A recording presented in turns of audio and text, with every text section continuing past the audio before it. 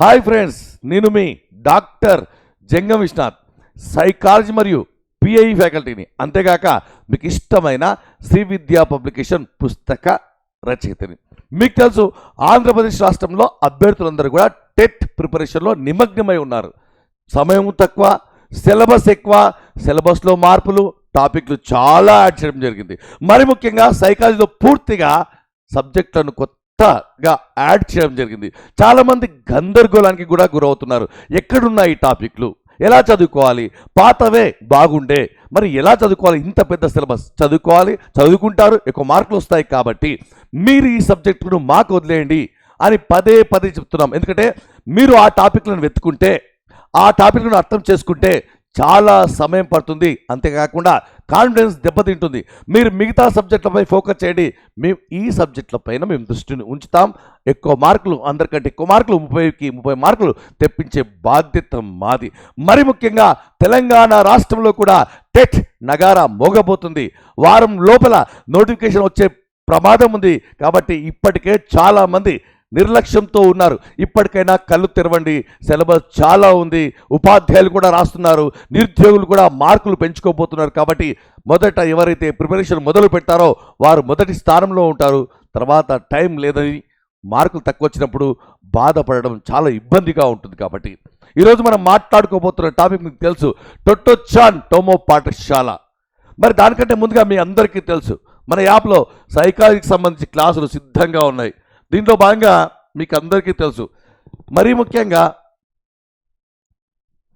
ఈ AP TET సైకాలజీకి సంబంధించి ఈ మధ్యకాలంలో చాలామంది గందరగోళానికి గురవుతున్నారు. పేపర్ 1 సిలబస్ ఏముంది అనేటువంటిది. ఇక్కడ చూస్తే లైవ్ క్లాసులు ఉంటాయి. పేపర్ 1 సిలబస్, పేపర్ 2 సిలబస్ విడివిడిగా. ఈ విడివిడిగా అభ్యర్థులకు గందరగోళం గురి కాకుండా కామన్ టాపిక్లు చదువుకునే ఇబ్బంది ఉంటుంది. కాబట్టి వారికి వారుగా, అంటే పేపర్ 1కు విడిగా, పేపర్ 2కి విడిగా ప్రశ్నాపత్రాలు మరి టాపిక్లు, మరియు సింపుల్గా మీకోసం అదనపు టాపిక్స్ ఏవైతే ఉన్నాయో, మన పుస్తకం ఎవరైతే కొన్నారో వారందరికీ కూడా ఇప్పటికే మెటీరియల్ అప్లోడ్ చేయడం జరిగింది. కాబట్టి మీరేం భయపడాల్సిన పని లేదు, కొత్త టాపిక్ల గురించి ఆలోచించాల్సిన పని లేదు, అది మాకు వదిలేయండి.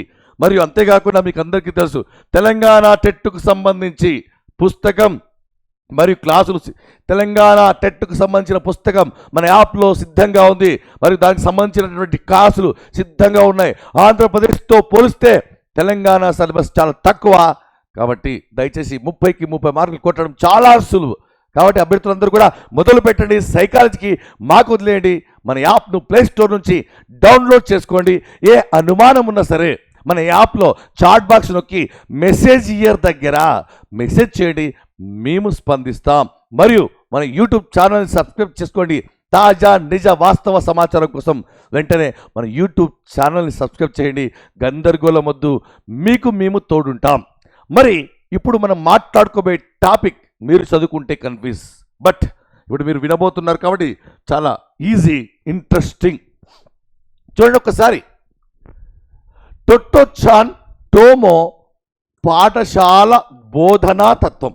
ఇంతకు టొట్టొచ్చాన్ ఎవరు, టోమో ఎవరు, పాఠశాల ఏమిటి? కాబట్టి మీరేం టెన్షన్ పడాల్సిన అవసరం లేదు. నేను సింపుల్గా ఇక్కడికిక్కడే, ఇప్పటికిప్పుడే మళ్ళీ చదివే అవసరం లేకుండా నేర్పిస్తాను.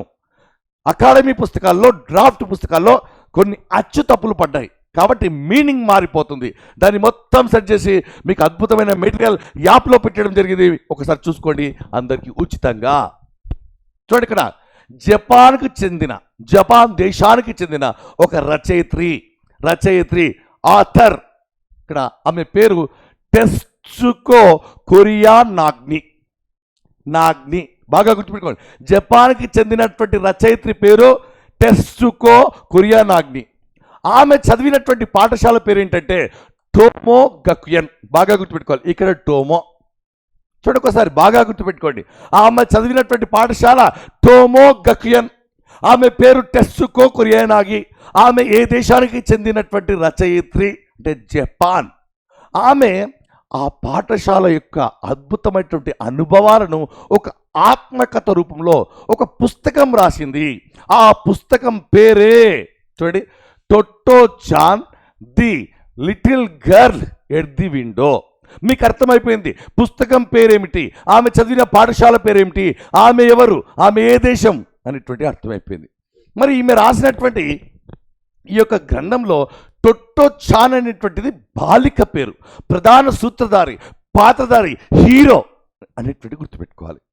మరి ఇక్కడ ఎందుకు ఈమె రాసిందంటే ఈమె చదువుకున్నటువంటి పాఠశాల చాలా అద్భుతమైనటువంటి పాఠశాల, స్వేచ్ఛతో కూడుకున్నటువంటి పాఠశాల. మిగతా పాఠశాలలకు సాంప్రదాయాలకు భిన్నంగా మూస పద్ధతులు కాకుండా స్వేచ్ఛ, ఆహ్లాదం, సృజనాత్మకతతో కూడుకున్నటువంటి పాఠశాల. కాబట్టి ఆ పాఠశాల గొప్పతనాన్ని ఆమె తన ఆత్మకథ రూపంలో టొట్టో చాన్ అనే ఒక బాలిక పేరు తీసుకొని రాసుకున్నటువంటి ఈ కథనమే మనం మాట్లాడుకోబోతున్నాం.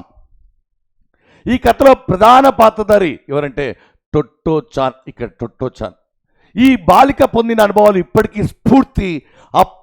ఎందుకంటే ఇప్పటికీ స్ఫూర్తి, ఆ బాలిక పొందినటువంటి అనుభవాలు ఇప్పటికీ స్ఫూర్తి. ఎందుకంటే అప్పటి అవసరాలే ఇంకా ఇప్పటి అవసరాలుగా మిగిలిపోయాయి.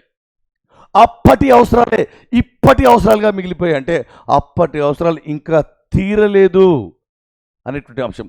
అప్పటి అవసరాలే ఇప్పటి బాలల తీరని అవసరాలుగా మిగిలిపోవడమే ఆమెకు స్ఫూర్తినిచ్చింది. కాబట్టి తన పాఠశాల యొక్క గొప్పతనాన్ని తెలియజేసింది ఈ యొక్క పాత్ర ద్వారా, పుస్తకం ద్వారా. మరి ఇంతకు ఈ యొక్క టోమో గక్యూన్ అనే పాఠశాల చాలా బాగుంది అని చెప్పడం జరుగుతుంది. మరి ఆ పాఠశాల యొక్క వ్యవస్థాపకుడు ఎవరు? వ్యవస్థాపకుడు ఎవరంటే గుర్తుపెట్టుకోండి, సోసాకు కొబయాషి. సోసాకు కొబయాషి, సోసాకు కొబయాషి టోమో గక్యూన్ పాఠశాల వ్యవస్థాపకుడు. మరి కొబయాషి విద్యాబోధనలో అమలుపరచబడిన పద్ధతుల గురించి ఆమె ఏం ప్రశంసించింది? తన పాఠశాల వ్యవస్థాపకుడి గురించి ఏం ప్రశంసించింది? ఆయన ఆ పాఠశాలలో ఏమి అనుభవాలను అందించాడు పిల్లలకు అనే విషయాన్ని తన ప్రశంస రూపంలో తెలియజేసింది జపాన్ రచయిత్రి టెస్సుకో కొరియానాగ్ని. చూస్తే పిల్లలు సహజంగా మంచివాళ్ళు, చాలా మంచివాళ్ళు.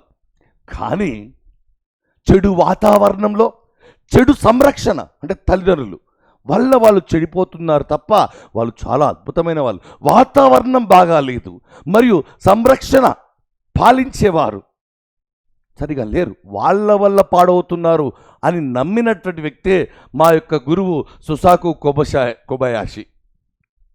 మరియు టోమో లాంటి పాఠశాలలు, టోమో అంటే టోమో గక్యూన్ లాంటి పాఠశాలలు ఇప్పటికీ ఉంటే సమాజంలో హింస ఉండేది కాదు.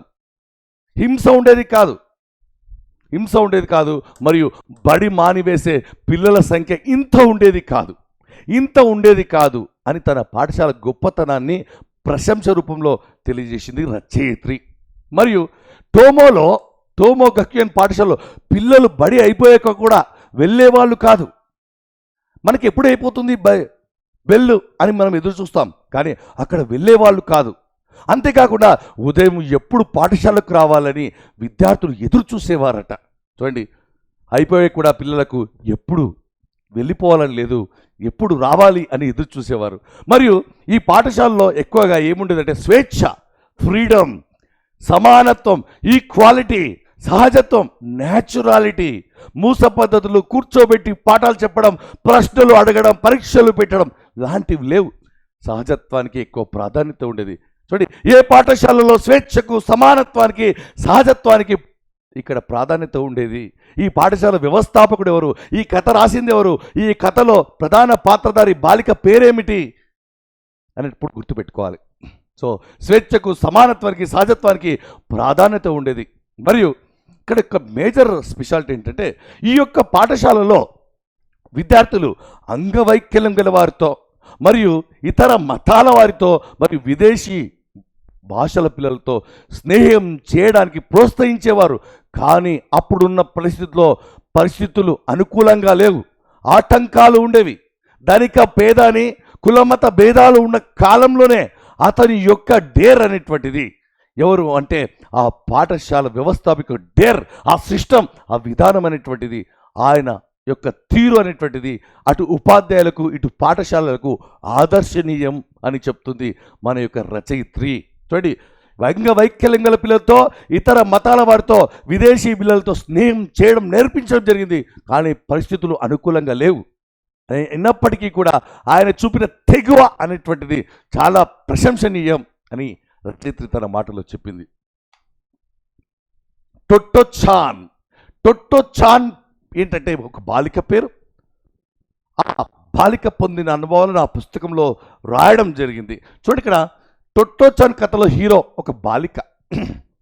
కానీ ఈ బాలిక సహజ ప్రవర్తన తీరును అర్థం చేసుకోనటువంటి ఒక పాఠశాల ఆమెను పాఠశాల నుంచి బహిష్కరిస్తుంది. నువ్వు ఈ పాఠశాలకు సెట్ కావని. కానీ ఆ బాలిక ఈ యొక్క గక్యుయన్ పాఠశాల, టోమో గక్యుయన్ పాఠశాలకు వెళ్ళిన తర్వాత చాలా అద్భుతంగా తయారైంది. ఎందుకంటే పిల్లల బాల్యం చాలా సున్నితంగా ఉంటుంది. పిల్లలు ఎలా ఆలోచిస్తారు, పిల్లలు ఎలాంటి మనసును కలిగి ఉంటారు అనే ఒక మాట చెప్పడం జరిగింది. ఒకసారి చూడండి. పిల్లలు రాత బల్ల అంటే పుస్తకంలో రాత బల్ల గురించి ఎక్స్ప్లెయిన్ రాత బల్లను, డెస్క్ను పదే పదే ముయ్యడం తెరవడం చేస్తుంటారు. ఎందుకంటే చిన్న పిల్లలు ఆ విధంగా ఎంజాయ్ చేస్తుంటారు. మరియు కిటికీ దగ్గర నిలబడి మేఘాలను పిలవడం చేస్తూ ఉంటారు. మేఘాలు అనిపిస్తుంది. అలాంటి సున్నితమైనటువంటి పిల్లలకు, సున్నితమైన మనసు గల పిల్లలకు అలాంటి కఠినమైన చదువులు పుచ్చవు, అందుకోలేరు. కాబట్టి ఇలాంటి మెంటాలిటీ గల పిల్లలకు ఈ పాఠశాల అద్భుతం అని చెప్పినటువంటిది. ఈ పాఠశాలలో తరగతులు పూర్తిగా పాత రైలు క్యారేజీ మాదిరిగా, అంటే రైలు పెట్టే మాదిరిగా ఉండేవి తప్ప తరగతి గది మాదిరిగా బోర్డు, ఉపాధ్యాయుడు అక్కడ నిలబడడం, ఇక్కడ కూర్చోవడం, సైలెంట్, ఇవన్నీ లేవు ఇక్కడ. ఈ పాఠశాలలో రైలు పెట్టెల మాదిరిగా తరగతి గదులు ఉండేవి. మరి Tottochan the little girl at the window అంటే ఏమిటంటే కిటికీ దగ్గర కూర్చోవడం అని దాని యొక్క అర్థం. దీన్ని తెలుగులో మన పుస్తకంలో అనువదించిన వారు ఎవరంటే వాసిరెడ్డి సీతాదేవి గారు. ఇప్పుడు మీరు బాగా అర్థం చేసుకోవాలి. ఎందుకంటే ఇక్కడ టొట్టొచాన్ ఒక బాలిక, టోమో పాఠశాల, టోమో ఫుల్ నేమ్ వచ్చేసి టోమో గక్యుయన్ పాఠశాల.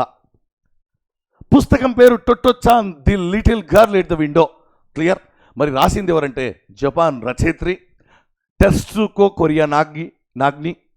ఆమె పొందిన అనుభవాలను ఒక ఆత్మకథ రూపంలో ఈ యొక్క పుస్తకంలో చిత్రించింది. అంతేకాకుండా ఆ పాఠశాల వ్యవస్థాపకుడైనటువంటి సోసాకు కొబయాషి యొక్క విధానంను, పాఠశాల విధానంను ఆమె ప్రశంసించింది. ఇలాంటి పాఠశాలలు ఉంటే హింస ఉండేది కాదు, పిల్లల హాజరు పెరిగేది, అక్కడ అందరితో స్నేహం చేయడం లాంటి వాటి గురించి ప్రశంసించింది. ఎవరయ్యా అంటే మన రచయిత్రి టెస్సుకో కొరియా నాగ్ని. చూడండి, మీరు చదువుకుంటే ఆ పాయింట్లను వెతుక్కోవడానికి ఏ పాయింట్లు ఇంపార్టెంట్ కాదు అనే విషయం చాలా కష్టం. కాబట్టి మీరు ఖచ్చితంగా క్లాసులు వినండి. 100% చెప్తున్నాం. మీరు యాప్ డౌన్లోడ్ చేసుకోండి. ఏ మెసేజ్ మీకు ఏ అనుమానం ఉన్నా సరే మెసేజ్ చేయండి. మన యూట్యూబ్ ఛానల్ని ఖచ్చితంగా లైక్ చేయండి, షేర్ చేయండి, సబ్స్క్రైబ్ చేయండి. All the best.